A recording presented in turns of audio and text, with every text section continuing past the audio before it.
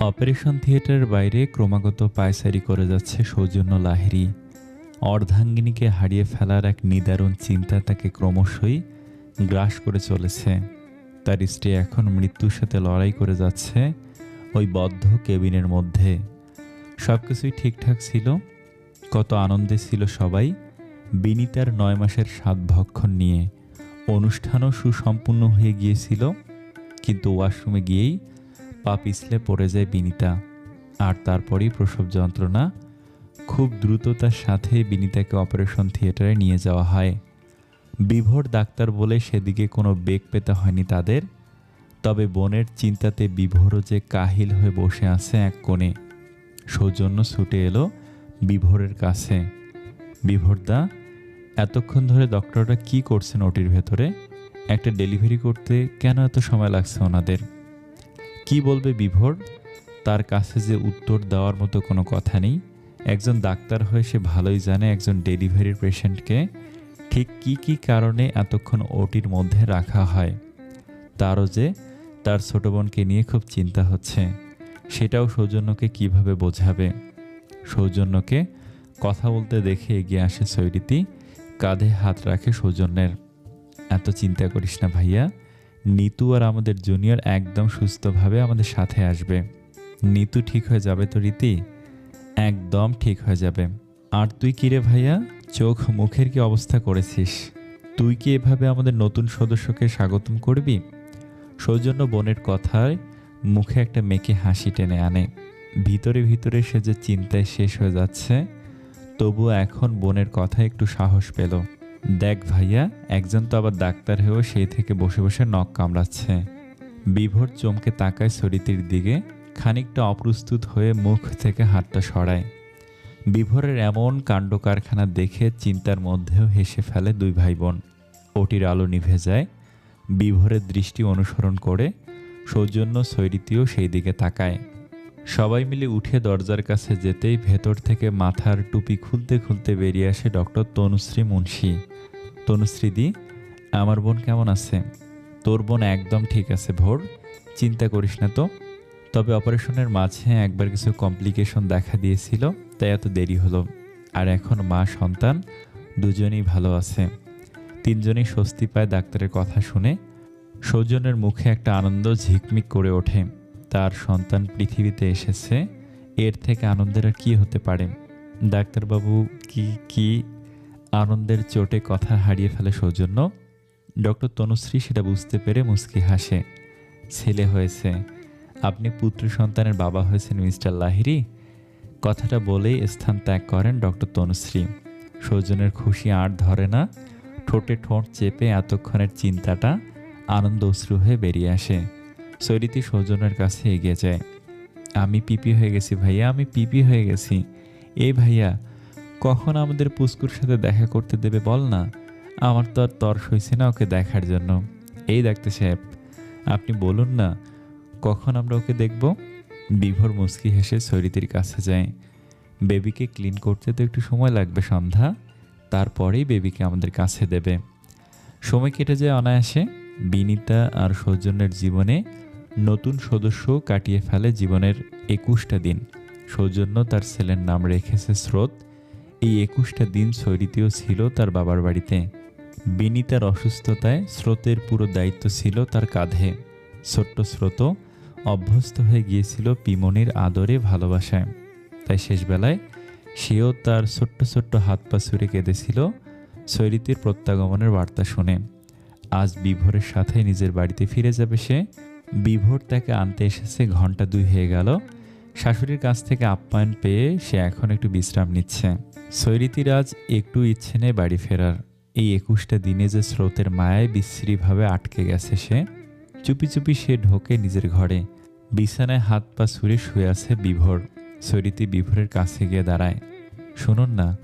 বিভোর জেগে থেকেও ঘুমের ভান করে পড়ে রইল। সৈরিতি বিভোরের পেটের কাছের শার্টটা টানতে শুরু করে। এই উঠুন না। বিভোর একটা চোখ খুলে সৈরিতিকে টেনে নিয়ে নিজের ওপরে ফেলে। সৈরিতি ঘাবড়ে যায়। আপনি এতক্ষণ ঘুমের অভিনয় করেছিলেন? কথা বলো না, অনেকদিন তোমাকে কাছে পাইনি। এখন একটু শান্তিতে ঘুমাতে দাও তো। দরজাটা কিন্তু খোলা আছে। কেউ এসে যাবে। আমার শ্বশুরবাড়ির মানুষেরা এত তোমার মতো হাদারাম নয়। কখনো তারা কোনো দম্পতির ঘরে হুটহাট করে ঢুকে পড়বে না। আমি হাদারাম? সন্দেহ আছে? ধর জানতো, কথাই বলবো না আপনার সাথে বলেই বিভোরের ওপর থেকে উঠে যেতে চায় সৈরিতি, কিন্তু বিভোর তাকে আবারও টেনে শুয়ে সৈরিতির ঘাড়ে মুখ গোজে। বিভোরের উষ্ণ নিঃশ্বাসে সর্বাঙ্গ কেঁপে ওঠে সৈরিতির। বিভোর সেটা বুঝতে পেরে সৈরিতির ঘাড়ে নাক ঘষতে থাকে। সৈরিতির চোখ বন্ধ করে ছটফট করতে থাকে। তার হৃদস্পন্দন দ্রুত থেকে দ্রুততর হয়। নিজেকে নিয়ন্ত্রণে আনা সন্ধ্যাবতী, এটা সঠিক জায়গা নয়। বিভোরের কথায় লজ্জা পায় সৈরিতি, মুখ গজে বিভোরের বুকে। বিভোর মুচকি হেসে সৈরিতির চুলে বিলি কেটে দেয়। এবার বলো, কি বলতে এসেছিলে? সৈরিতি মুখ তোলে বিভোরের বুক থেকে, করুণভাবে তাকায় তার দিকে। রাগ করবেন না তো? আগে শুনি। আর কয়েকটা দিন এখানে থেকে যাই। অসম্ভব। থাকি না প্লিজ। তুমি জানো এই 21 দিন আমি ওই বাড়িতে কিভাবে থেকেছি? তোমাকে ছাড়া যে আমার কেমন পাগল পাগল লাগে। শুধুমাত্র আমার ভাগ্নের জন্য এই 21 দিন থাকার অনুমতি পেয়েছিলে। কিন্তু আর না, তোমাকে আজই ফিরতে হবে আমার সাথে। আপনি আমার কষ্ট একটু বোঝেন না ডাক্তার সাহেব, শুধু নিজের কষ্টটাই বড় করে দেখছেন। কটা রাত আমাকে কাছে পাননি বলে আমাকে নিয়ে যেতে চাইছেন, আর আমি বাকিটা আর শেষ করতে পারে না সৈরিতি।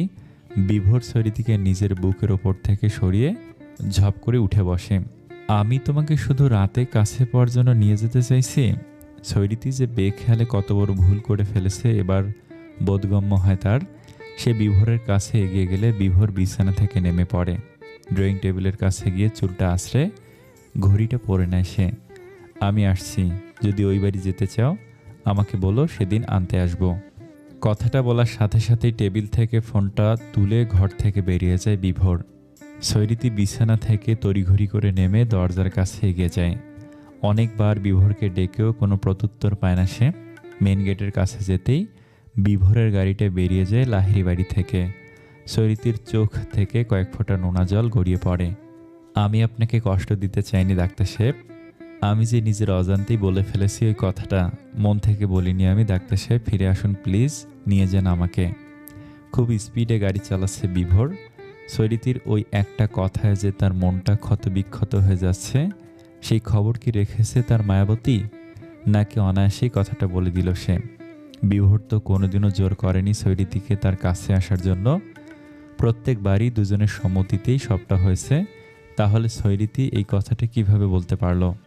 বাড়িতে এসে গাড়িটা থামে। বিধ্বস্ত শরীরটা নিয়ে ভেতরে ঢুকতেই মুখোমুখি হয় শেফালির। দাদাবাবু, আপনাকে খুব ক্লান্ত লাগছে, আপনার জন্য শরবত করে আনি? দরকার নেই, তুমি আজ বাড়ি চলে যাও। কিন্তু আমার তো সব রান্না শেষ হয়নি। আচ্ছা দাদাবাবু, বৌদিমণি কোথায়? আরও 2 দিন থাকবে বাবার বাড়িতে। যতটুকু রান্না হয়েছে থাক, আর করতে হবে না। ঠিক আছে, আপনি চোখে মুখে জল দিয়ে আসুন, আমি আপনার জন্য খাবার বাড়ছি। খিদে নেই আমার, ওই বাড়ি থেকে খেয়ে এসেছি। ঠিক আছে, আমি তাহলে বাসনগুলো ধুয়ে তারপর যাব। শেফালি রান্নাঘরের দিকে এগোতে গিয়েও ফিরে আসে আবার বিভোরের কাছে। কিছু বলবে? বাড়ির ফোনে জুই ম্যাডাম ফোন করেছিলেন, আপনাকে আর বৌদিমণিকে নাকি ফোনে পাননি। কি বলল জুই? ম্যাডাম কালকে বিদেশ থেকে আসছেন, আপনাকে আর বৌদিমণিকে আনতে যেতে বলেছে, ওই প্লেন যেখানে নামে সেখানে। ঠিক আছে, তুমি যাও, কাজ করো। ঘড়ির কাঁটা রাত 9টা সুই সুই। প্রায় ঘন্টা 3 হতে চলল বিভোর সৈরিতিদের বাড়ি থেকে ফিরেছে। তারপর থেকে নিজের রুমের মধ্যে শুয়ে আছে বিভোর। এমনকি পুরো বাড়ির একটা আলো জ্বালায়নি সে। পুরো বাড়ি জুড়েই বিরাজ করছে একটা শুনশান নীরবতা। বিভোরের মনের ক্ষতটা যে খুব গভীর। একবারও ফোন করেনি সৈরিতি। এই বিষয়টা বিভোরের অভিমানের পারদ আরও বাড়িয়ে দিয়েছে। পুরনো দিনের কথা মনে করছে আর চোখ দিয়ে অনবরত অশ্রুধারা গড়িয়ে পড়ছে বিভোরের। ওর ভাবনার মাঝেই বেজে ওঠে মেন গেটের কলিং বেল। প্রথম দুবার আওয়াজ শুনতে না পেলেও অনবরত কলিং বেলের শব্দে ঘোর কাটে বিভোরের। বিছানা থেকে নেমে লাইটটা অন করে রুম ত্যাগ করে, সারা বাড়ির আলো জ্বালিয়ে দেয়। সিঁড়ি দিয়ে নেমে দরজা খোলে বিভোর। তুমি? দরজার সামনে সৌজন্য দাঁড়িয়ে আছে একটা ক্লান্ত শরীর নিয়ে। আর বলো না, অফিস থেকে মাত্রই ফিরেছি, আর একজন এসে আমাকে হাত ধরে টানতে টানতে এখানে নিয়ে চলে এলো। কে? সৌজন্য দরজা ঠেলে ভিতরে ঢুকতেই বিভোর দেখে সৈরিতি দাঁড়িয়ে আছে ঠোঁট ফুলিয়ে। বিভোরকে দেখেই ওকে শক্ত করে জড়িয়ে ধরে। বিভোর টাল সামলাতে না পেরে খানিকটা পিছিয়ে যায়। আমি অনেক বড় অন্যায় করে ফেলেছি, আপনি আমাকে মারুন, বকুন, যা ইচ্ছে তাই করুন, শুধু আমার সঙ্গে একটু কথা বলুন প্লিজ, আমি আর পারছি না। বিভোর শুকনো গলাটা একটু ভিজিয়ে নেয়। পাশে তাকাতেই দেখে সৌজন্য সোফায় ওদের দিকে পিছন করে বসে জল খাচ্ছে। তোমার ভাইয়া আছে। ভাইয়ের কথা মনে পড়তেই সৈরিতি জিভ কাটে, বিভোরকে ছেড়ে সোজা হয়ে দাঁড়ায়। আপনি আমার সাথে কথা বলবেন না তো? ভিতরে আসো। আপনি আগে তোমাকে ভিতরে যেতে বলেছি সৈরিতি। বিভোরের গম্ভীর আওয়াজে সৈরিতি শুকনো ঢোক গেলে তারপর বিভোরকে পাশ কাটিয়ে ভেতরে ঢোকে। বিভোর দরজা বন্ধ করে সৈরিতির পিছন পিছন গিয়ে সৌজন্যের কাছে গিয়ে বসে। নিতু আর স্রোত কি করছে এখন? যখন আসি নিতু ডিনার করছিল, আর স্রোতকে দেখার আগেই তো তোমার বউ আমাকে ধরে বেঁধে নিয়ে চলে এলো এখানে। আমি তো ওকে বলেছিলাম আরও কটা দিন ওখানে থেকে আসতে, যেহেতু স্রোতকে ছেড়ে আসতে চাইছিল না ও। সবাই সেটাই বলছিল, কিন্তু ওর মাথায় কি ভূত চাপলো জানি না, আমাকে টানতে টানতে নিয়ে চলে এলো। তবে এখানে এসে বুঝলাম আসল ব্যাপারটা। মানেটা নিয়ে আমি জানি না বাপু, দুজনের মধ্যে যা মান অভিমান আছে তা মিটিয়ে নাও জলদি। ভুল বুঝে দূরে গেলে দূরত্বটাই বাড়বে, সম্পর্কটা নষ্ট হবে। তোমাদের মধ্যে কি হয়েছে জানি না, তবে এটা আমি জানি ভুলটা আমার বোনই করেছে। ওকে একটু মানিয়ে গুছিয়ে নাও বিভোরদা। বলেই সোফা ছেড়ে উঠল সৌজন্য। সৈরিতির কাছে গিয়ে দেখে ও মাথা নিচু করে দাঁড়িয়ে আছে। মুচকি হেসে সৈরিতির মাথায় হাত রাখে সৌজন্য। কিছু মানুষ জীবনে বারবার আসে না রীতি, এই মানুষটা যখন তোর জীবনে এসেছে আগলে রাখ, কোনো অভিযোগ করার সুযোগ দিস না ভবিষ্যতে আর। সৈরিতি মুখ তুলে একবার তাকায় বিভোরের দিকে। বিভোর তখন অন্যদিকে মুখ ঘুরিয়ে দাঁড়িয়ে আছে। সৈরিতির খুব কষ্ট হয় বিভোরকে দেখে। ঠোঁটে ঠোঁট চেপে কানাটা গিলে নেয় সে। তোকে কথা দিচ্ছি আমি ভাইয়া, ওনাকে আর কোনোদিনও কোনো অভিযোগ করার সুযোগ দেব না আমি। Thanks like a good girl. এবার তাহলে আমি আসি। সৌজন্যের চলে যাওয়ার বার্তা শুনে বিস্মিত হয় বিভোর। সৌজন্যের কাছে এগিয়ে যায় সে। একদম না সৌজন্য, এখানে ডিনার করে তারপর যাবে। মা না খেয়ে বসে থাকবে আমার জন্য। আমি মাকে ফোন করে জানিয়ে দিচ্ছি তুমি খাওয়া দাওয়া করে যাবে। হ্যাঁ ভাইয়া, উনি ঠিকই বলেছেন, আমি তোকে রেস্ট করার সুযোগটুকু দেইনি। আজকের রাতটা এখানে থেকে যা তুই। ডিনারটা ঠিক আছে, তবে থাকতে পারবো না রে। ঘড়ির কাঁটা জানান দিচ্ছে রাত 11টা বেজে 5 মিনিট। আধা ঘন্টা আগেই সৌজন্য ডিনার করে ফিরে গেছে। তার পরপরই বিভোর চলে এসেছে নিজের রুমে। সৈরিতি মাত্রই বাসন ধুয়ে টেবিল পরিষ্কার করে সব লাইট নিভিয়ে কাপড়ের আঁচলে হাত মুছতে মুছতে রুমে আসে। রুমে ঢুকে এক প্রস্ত ধাক্কা খায়। বিভোর সোফায় শুয়ে আছে মুখে বালিশ চাপা দিয়ে। সৈরিতি গিয়ে বিভোরের কাছ থেকে বালিশটা কেড়ে নেয়। বিভোর রেগে উঠে বসে। What the hell is this সৈরিতি? বিছানে গিয়ে শোন, বালিশটা দাও। আর আমি কোথাও যাব না, এখানেই ঘুমাবো। ভেবে বলছেন তো কথাটা? 100% ভেবে বলছি। সৈরিতি বিভোরকে বালিশটা ছুঁড়ে মারে। তারপর বিছানা থেকে আরেকটা বালিশ তুলে নিয়ে বারান্দার দিকে পা বাড়ায়। দোষ যখন আমি করেছি, শাস্তিটা আমার পাওয়ার কথা। আমি আজ এখানেই ঘুমাবো। বিভোর সোফা থেকে উঠে দাঁড়ায়, বারান্দায় গিয়ে সৈরিতিকে টানতে টানতে রুমে নিয়ে আসে। চুপচাপ বিছানায় ঘুমাও, না হলে আমার থেকে খারাপ কেউ হবে না। সৈরিতি হুট করে জড়িয়ে নেয় বিভোরকে। বিভোর পাথরের ন্যায় দাঁড়িয়ে থাকে, ধরে না সৈরিতিকে। স্রোতের সাথে থাকতে থাকতে ও যে আমার ছেলে নয় এটাই ভুলে বসেছিলাম। খুব মায়া জন্মে গেছে ওর ওপর। ওকে ছাড়া থাকতে হবে ভেবেই আমার খুব কষ্ট হচ্ছিল তখন। আর আপনি তখনই বললেন আসতেই হবে আমাকে এখানে, তাই তখন খুব রাগ হয়েছিল আপনার ওপর। কোনো কিছু না ভেবেই বলে ফেলেছি ওই কথাটা, মন থেকে বলিনি কিছুই। আমি তো জানি আপনি কেমন মানুষ। সৈরিতি কাঁদছে। বিভোর নিজের হাতের মুঠো শক্ত করে কষ্টটা কমানোর চেষ্টা করছে। কালকে জুই আসবে, সকাল সকাল আনতে যেতে হবে, এখন ঘুমাও, না হলে উঠতে পারবো না। সৈরিতি বিভোরের বুক থেকে মুখ তুলে ওর দিকে তাকায়। বিভোরের দৃষ্টি তখনও অন্যদিকে। সৈরিতির এই কান্না ভেজা মুখটা সে দেখতে পারবে না, তাই সৈরিতির দিকে তাকানোর সাহসও যে তার নেই। আপনি আমাকে এড়িয়ে যাচ্ছেন ডাক্তার সাহেব, ঘুমিয়ে পড়ো। বিভোর সৈরিতিকে ছাড়াতে চাইলে সৈরিতি আরও জোরে খামচে ধরে বিভোরের টি শার্ট। কথা না বললে সমস্যা আরও বাড়বে ডাক্তার সাহেব, আমাদের মধ্যে দূরত্ব সৃষ্টি হবে, আপনি আমার থেকে দূরে সরে যাবেন। তাই বলছি কথা বলে সবটা মিটিয়ে নিন না। যত ভয়ঙ্কর শাস্তি আছে সবগুলো আমাকে দিন, তবুও কথা বলুন আমার সাথে ভালো করে। 11:30 বাজতে যাচ্ছে সৈরিতি, আমরা কালকে কথা বলবো এই নিয়ে। বিভোরের মুখ থেকে সৈরিতি নামটা শুনে ক্ষেপে যায় সৈরিতি, খামসে ধরে বিভোরের জামার কলার। সৈরিতি, সৈরিতি, সৈরিতি। কে সৈরিতি? সে আশা থেকে আমাকে সৈরিতি বলে ডাকছেন। আমি সৈরিতি নই, শুনছেন আপনি? আমি সৈরিতি নই, আমি সন্ধ্যা, আপনার সন্ধ্যা। আমাকে সন্ধ্যা বলে ডাকছেন না কেন আপনি? কেন আমাকে এড়িয়ে যাচ্ছেন? কথা বলুন না। রাগ থেকে এক পর্যায়ে চোখ থেকে জল বেরিয়ে আসে সৈরিতির। কাঁদতে কাঁদতে হেসকি উঠে গেছে তার। বিভোর তড়িঘড়ি করে গিয়ে জলের গ্লাসটা দেয় রীতিকে। খাবো না আমি জল। আপনার এরকম এড়িয়ে যাওয়া আর আমার মরে যায় একই ব্যাপার। দম বন্ধ লাগছে আমার ডাক্তার সাহেব। কথা বলুন না আমার সাথে। কথা বলবো, বলবো কথা আমি। আগে জলটা খেয়ে নাও, তারপর কথা বলি আমরা দুজন। না, আগে আপনি আমাকে সন্ধ্যা বলে ডাকুন। জলটা খেয়ে নাও সন্ধ্যাবতী। সৈরিতির মুখ উজ্জ্বল হয়ে ওঠে। বিভোর জলটা খাইয়ে দেয় সৈরিতিকে। তারপর গ্লাসটা রেখে সৈরিতিকে বিছানায় বসিয়ে নিজেও বসে। আমি তোমার উপর রাগ করিনি সন্ধ্যা, আমার কষ্ট হয়েছিল। আমার সম্পর্কে তোমার ধারণাটা যে এত নিম্নমানের, এটা দেখেই কষ্ট হয়েছিল। আমি কথাটা শেষ করতে দাও আমাকে। তখন আমার কষ্ট হলেও তোমার কথাতে আমার সন্দীপ ফিরল। তুমি যে স্রোতকে কতটা ভালোবাসো সেটা তো আমি জানি। তখন তোমার দিকটা ভেবেই দেখিনি আমি, এখন বুঝেছি সবটা। সৈরিতি বিভোরের কাঁধে মাথা রাখে। বিভোর এক হাত দিয়ে আগলে নেয় তাকে। আমি যে আমার সন্ধ্যাবতীকে খুব ভালোবাসি, আমি কি করে তার উপর রাগ করতে পারি? আমিও কি ভালোবাসি? কবে থেকে? আগে বলনি তো। সৈরিতি বিভোরের কথা শুনে গাল ফুলিয়ে মারতে থাকে বিভোরকে। বিভোর মুচকি হেসে আরো শক্ত করে জড়িয়ে নেয় সৈরিতিকে। কবে থেকে আমাকে ভালোবাসো তুমি? আজ থেকে প্রায় 3.5 বছর আগে থেকে। কিন্তু তোমার সাথে তো আমার পরিচয় 3 বছর আগে থেকে। আপনাকে 5 মাস ধরে স্টক করেছি আমি, তারপরেই না রিকোয়েস্ট পাঠিয়েছি। তুমি তো দেখছি গভীর জলের মাছ সন্ধ্যাবতী। সরিতে একটা হাবভাব নিয়ে বসে, ছোট ছোট চুলগুলো স্টাইল করে কানের পাশে গুজে নেয়। গভীর জলের ফিশ আমি, গভীর জলের ফিশ। পাবলিক তাই নাম দিয়েছে খুকি 420। খোকা 420 শুনেছি, এই খুকিটা আবার কে? কি আবার, ছেলেরা খোকা 420 আর মেয়েরা খুকি 420? সময় নাকি কার জন্য থেমে থাকে না। সত্যি তাই, মানুষের জীবন থেমে যায় কালের নিয়মে, কিন্তু সময় যে কারোর জন্য দাঁড়িয়ে থাকে না। তেমনি বিভোর আর সরিতির জীবন থেকেও চলে গেছে 3টে বছর।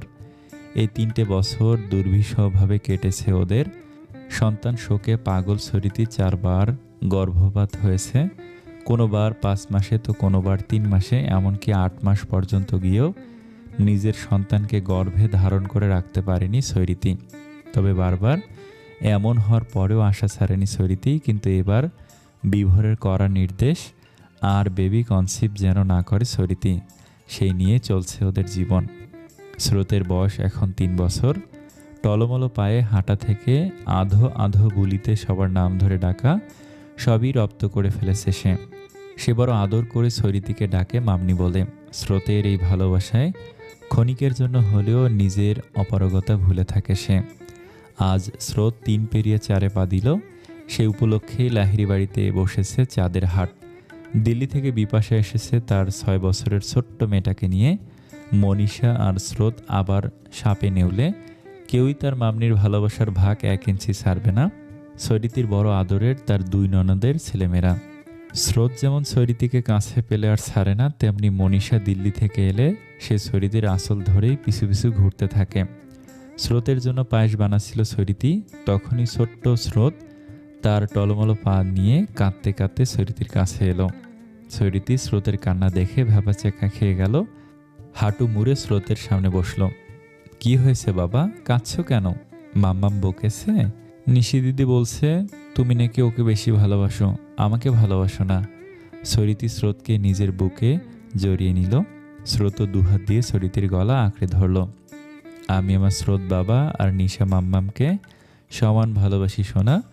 তুমি আর নিশি দিদি তো আমার প্রাণ বাবা, আর কাঁদে না। আমি নিশা দিদিকে বলবো এমন কথা তোমাকে যেন আর না বলে। তুমি ওকে বকে দেবে তো মামনি? নিশি দিদি তোমাকে কত ভালোবাসে, ওকে বকলে কি তোমার ভালো লাগবে বলো? যাও নিশি দিদির সাথে ভাব করে নাও।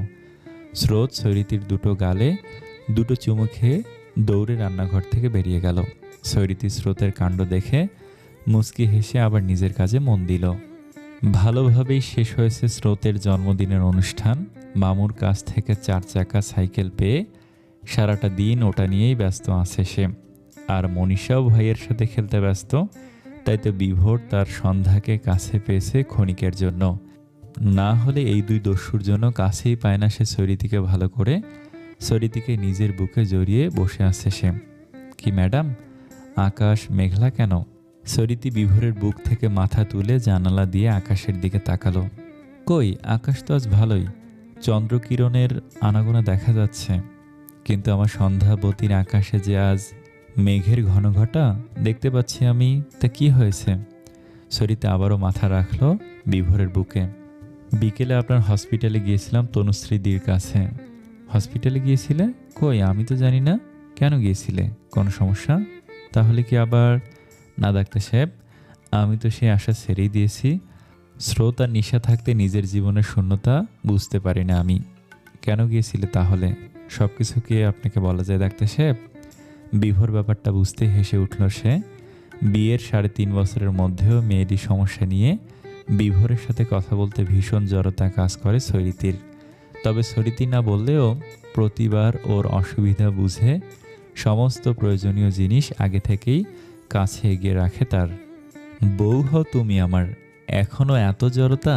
এই 3.5 বছরও কি তোমার লজ্জা কাটাতে আমি অক্ষম সন্ধ্যাবতী? লজ্জায় মিশে যেতে ইচ্ছে হয় সৈরিতির।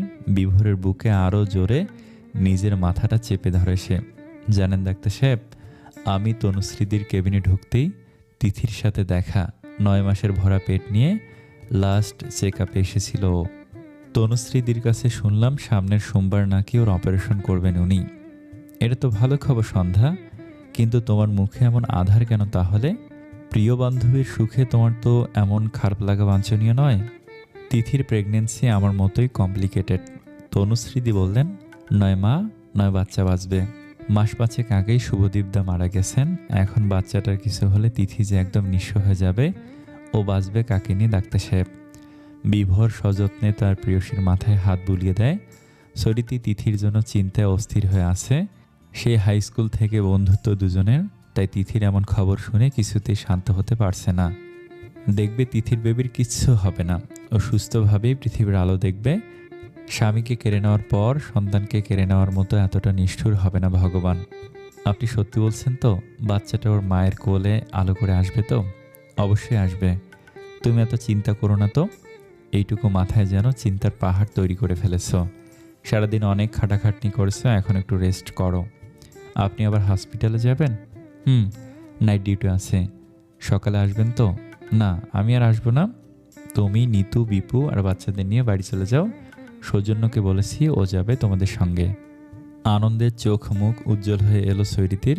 বিভোরকে ছেড়ে ওর সামনে হাসি মুখে বলল সে, আপনি সত্যি বলছেন? কাল নিতু, দিদিভাই, স্রোত, নিশা আমাদের বাড়ি যাবে?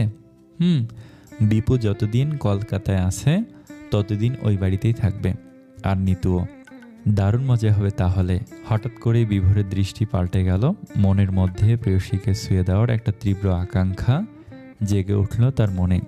নিজেকে নিয়ন্ত্রণে আনতে চাইলেও এই আসক্তিময় আকাঙ্ক্ষার কাছে হেরে গেল তার অবাধ্য মন।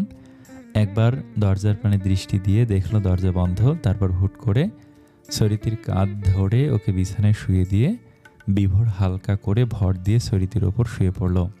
ইতিমধ্যেই বিস্ময়ে সরিতির চোখ দুটো বড় বড় হয়ে গেছে। এত সিরিয়াস কথাবার্তা থেকে যে বিভোর এরকম করবে ও ভাবেনি। লজ্জায় চোখ বন্ধ করল সে। বিভোর হাতের কাছে থাকা সুইচ বোর্ডের প্রত্যেকটা সুইচ বন্ধ করে দিল। লাইট বন্ধ করার উদ্দেশ্য হলেও ফ্যানও অফ হয়ে গেল। কি, ফ্যানের সুইচ বন্ধ করলেন কেন? বিভোর তার আঙ্গুল দিয়ে সরিতির ঠোঁট চেপে ধরে। বিভোরের এমন স্পর্শে সরিতির হৃদস্পন্দন দ্রুত থেকে দ্রুততর হতে থাকল।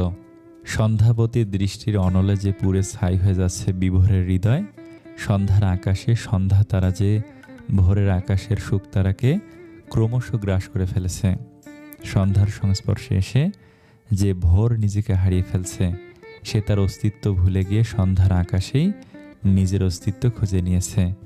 বিভোরের এমন প্রেমময় চাহনি আর নেশা জড়ানো কণ্ঠস্বরে পাগল হয়ে যাচ্ছে সৈরিতি। নিজেকে নিয়ন্ত্রণ করাই বড়ই কষ্টসাধ্য হয়ে পড়ছে তার কাছে। বিভোরের উষ্ণ নিঃশ্বাস সৈরিতির দ্রুত পতিত হওয়া নিঃশ্বাসের সাথে মিলেমিশে একাকার হয়ে যাচ্ছে। আমি পাগল হয়ে যাচ্ছি ডাক্তার সাহেব, আপনার কথার ভেতরে হারিয়ে যাচ্ছে আমি।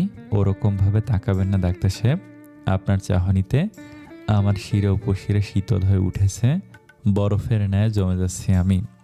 আমিও যে বেসামাল হয়ে পড়েছি মায়াবিনী। সন্ধ্যা তারার মায়া আমাকে আষ্টে পৃষ্ঠে জড়িয়ে ধরেছে ক্রমশই। নিজেকে নিয়ন্ত্রণ করা যে খুবই কষ্টসাধ্য হয়ে উঠেছে। এটা সঠিক সময় নয় ডাক্তার সাহেব। তোমার কাছাকাছি থাকলে যে নিজেকে কিছুতেই সামলাতে পারি না আমি। তোমার চুলের ঘ্রাণ, তোমার মায়া জড়ানো চক্ষুদয়, তোমার কম্পিত ঠোঁট, তোমার নিঃশ্বাসের শব্দ, তোমার দ্রুত গতিতে স্পন্দিত হওয়া হৃদয়ের বেড়াজালে আটকে পড়ি আমি। চাইলেও তোমার থেকে নিজেকে বিচ্ছিন্ন করা সম্ভব হয়ে ওঠে না। স্থান কাল যে উপযুক্ত নয় ডাক্তার সাহেব।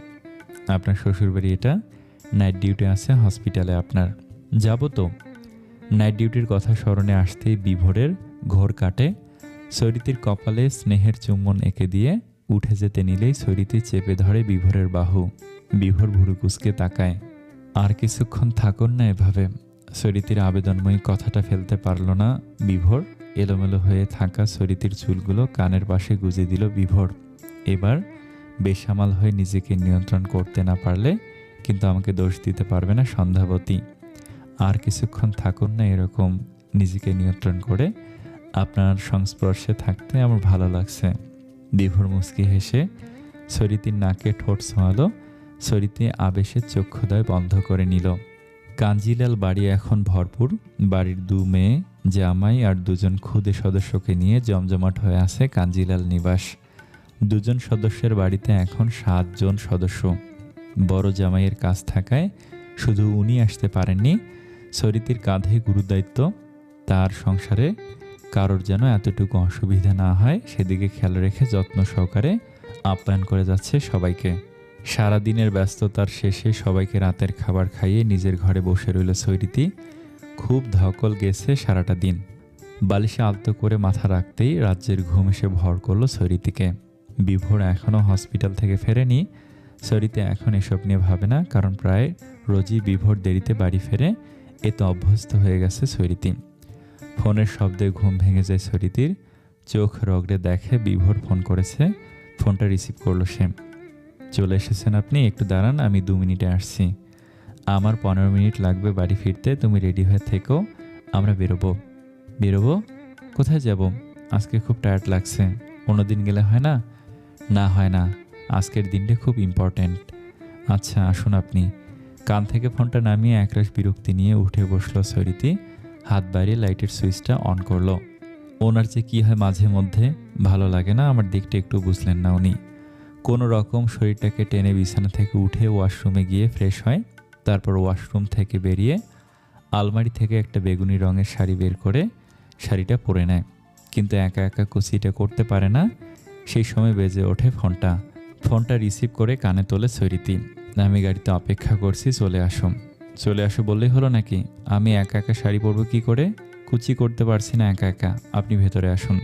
তোমাকে দরজা খুলতে তো নিচে আসতেই হবে। এক কাজ করো, তোমার প্রয়োজনীয় জিনিস নিয়ে নিচে চলে আসো, কুচিটা ঠিক করে বেরিয়ে যাব। আচ্ছা।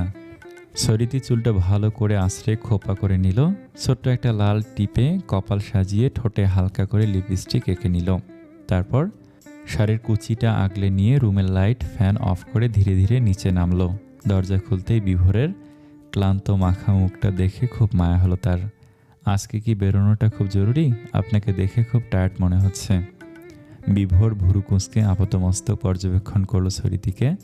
তারপর ফিক করে হেসে দিল। শাড়ি যখন একা একা পরতেই পারো না, চুড়িদার পরতে পারতে।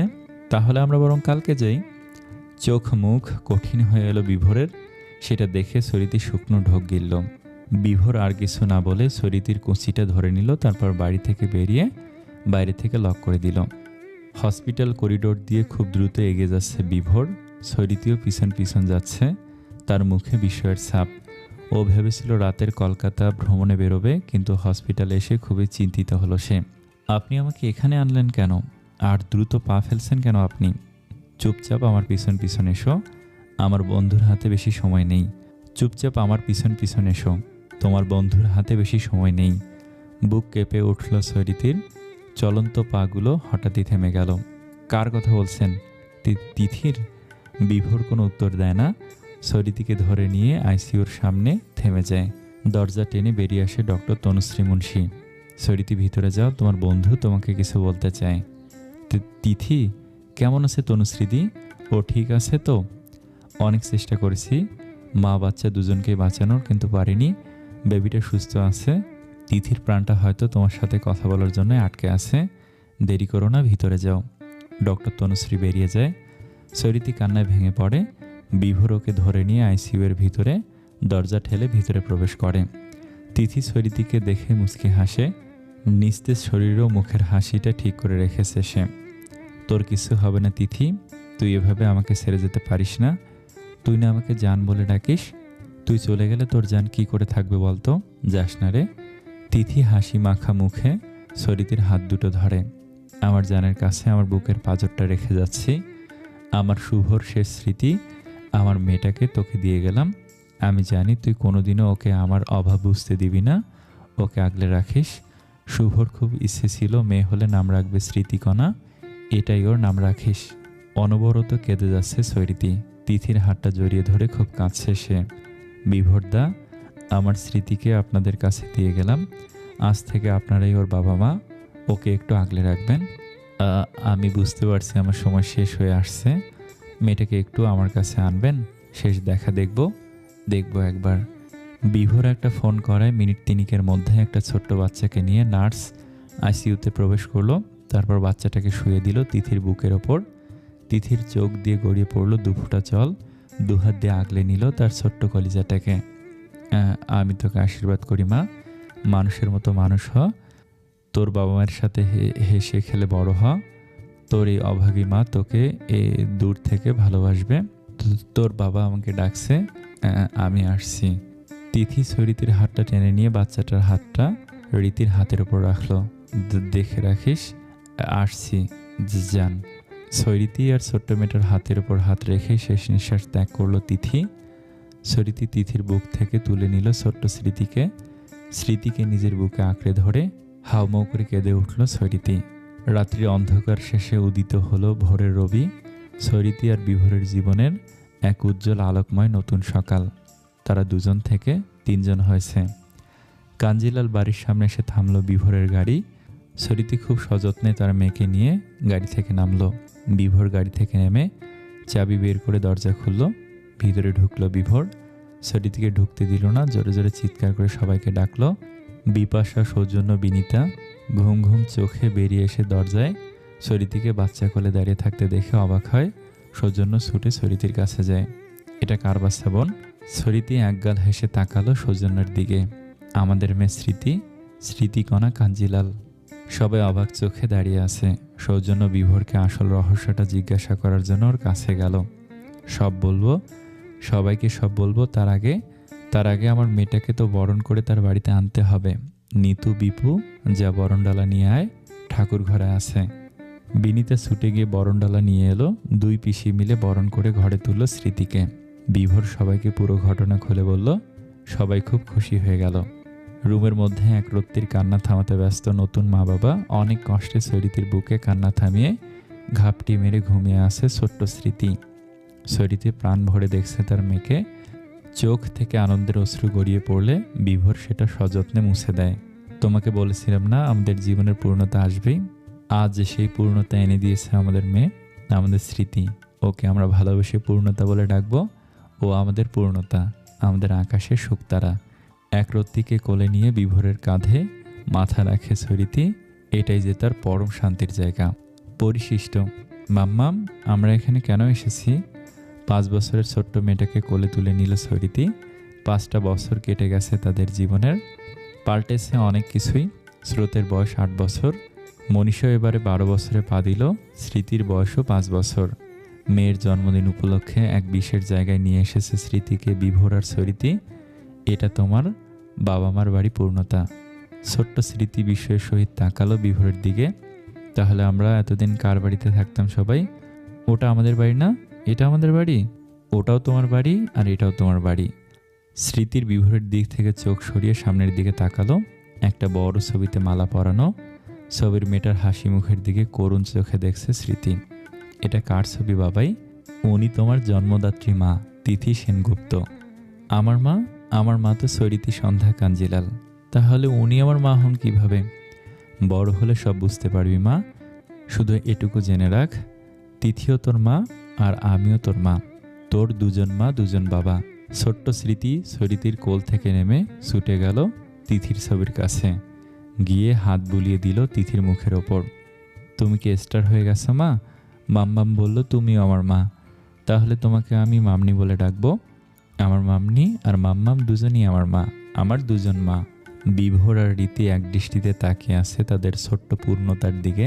তিথির কথা মনে পড়তেই চোখ দিয়ে অশ্রু ঝরে পড়ল রীতির। আজকের দিনই তো তিথি সবাইকে ছেড়ে চলে গেছে সারা জীবনের মতো। আকাশের কোণে এক প্রান্ত থেকে হাসলো তিথি, তার মেয়েটা যে বড় হয়ে গেছে। তোদের অপূর্ণ জীবনে আমার স্মৃতিকে পূর্ণতা হিসেবে রেখে এসেছি জান, ওকে নিয়ে নিজের অপূর্ণ সংসার পূরণ কর। ধন্যবাদ সকলকে। ভিডিওটা ভালো লাগলে প্লিজ লাইক কমেন্ট করবেন। আসসালামু আলাইকুম।